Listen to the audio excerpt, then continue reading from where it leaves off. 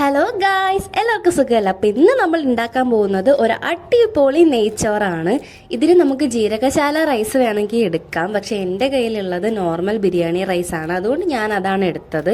പിന്നെ നമ്മളിത് ഉണ്ടാക്കുന്നത് കുക്കറിലാണ്. ബിരിയാണി പോട്ടിൽ ഉണ്ടാക്കാം, നമ്മൾ കുക്കറിലാണ് ഉണ്ടാക്കുന്നത്. അതിലേക്ക് ആവശ്യത്തിന് ഓയിൽ, പിന്നെ കുറച്ച് നെയ്യും കൂടെ ആഡ് ചെയ്യുന്നുണ്ട്.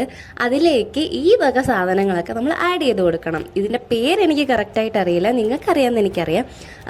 കറുകപ്പട്ട, ഗ്രാമ്പൂ, പിന്നെ ആ ഒരു ഇല പോലത്തെ സാധനം, ഇതെല്ലാം ഇട്ട് നമ്മൾ ജസ്റ്റ് ഒന്ന് ഇളക്കിയെടുക്കണം. ഇതൊന്ന് ഇളക്കിയ ശേഷം അതിലേക്ക് നമ്മൾ ചെറുതായിട്ട് അരിഞ്ഞു വെച്ചിട്ടുള്ള സവാള, ഞാൻ 2 സവാളയാണ് എടുക്കുന്നത്. സവാള ഇട്ടാലും കൂടിയാലും കുറഞ്ഞാലും കുഴപ്പമില്ല. ഞാൻ 2 ചെറിയ സവാളയാണ് എടുത്തിട്ടുള്ളത്. അങ്ങനെ അതൊന്ന് വഴഞ്ഞ് വരുമ്പോഴേക്കും ഇത് ഈ ഒരു രീതിയിൽ എത്തുമ്പോഴേക്കും നമ്മുടെ റൈസിന് ആവശ്യത്തിനായിട്ടുള്ള വെള്ളം ഇതിലേക്ക് ആഡ് ചെയ്ത് കൊടുക്കണം. എന്നിട്ട് കുറച്ച് ഉപ്പും കൂടെ ആഡ് ചെയ്ത് കൊടുത്ത് ഒന്ന് ജസ്റ്റ് ഒന്ന് തിളയ്ക്കാൻ വെക്കണം. അങ്ങനെ അത് തിളച്ച ശേഷം നമ്മൾ കഴുകി മാറ്റി വെച്ചിട്ടുള്ള നമ്മുടെ റൈസ് ഇതിലേക്ക് ആഡ് ചെയ്ത് കൊടുക്കണം.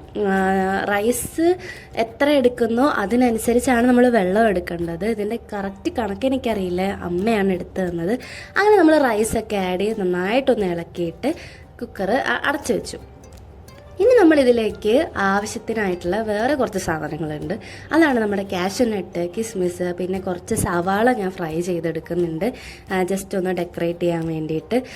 അതും ഇതുപോലെ ചെറിയ ചെറിയ പീസസ് ആയിട്ട് കട്ട് ചെയ്ത സവാളയും നമ്മൾ നന്നായിട്ട് ഫ്രൈ ചെയ്തെടുത്തിട്ടുണ്ട്. അങ്ങനെ ഇതെല്ലാം ഫ്രൈ ആയി കുറച്ച് സമയം കഴിഞ്ഞപ്പോൾ നമ്മുടെ നെയ്ച്ചോറ് റെഡി ആയിട്ടുണ്ട്. അത് ഇളക്കാനായിട്ട് എളുപ്പത്തിന് വേണ്ടി ഞാൻ വേറൊരു പാത്രത്തിലേക്ക് മാറ്റി വെച്ചു. പിന്നെ നമ്മൾ ആ ഫ്രൈ ചെയ്ത ആ ഒരു നെയ്യില്ലേ, അത് ഞാൻ ഇതിലേക്ക് ആഡ് ചെയ്ത് കൊടുക്കുന്നുണ്ട്.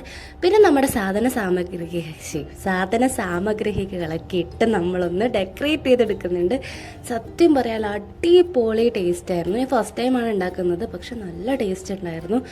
ഇതിന് ഞാൻ ചിക്കൻ സ്റ്റൂ ആണ്, നോർമൽ ചിക്കൻ കറിയല്ല, ചിക്കൻ സ്റ്റൂ ആണ് വെച്ചിട്ടുണ്ടായിരുന്നത്. ചിക്കൻ സ്റ്റൂ അടിപൊളിയായിരുന്നു. ചിക്കൻ സ്റ്റൂവിൻ്റെ റെസിപ്പി ഞാൻ നാളത്തെ വീഡിയോയിൽ ഇടുന്നതായിരിക്കും. അപ്പോൾ അത്രയുള്ള അടുത്ത വീഡിയോ ആയിട്ട് കാണാം. ബൈ.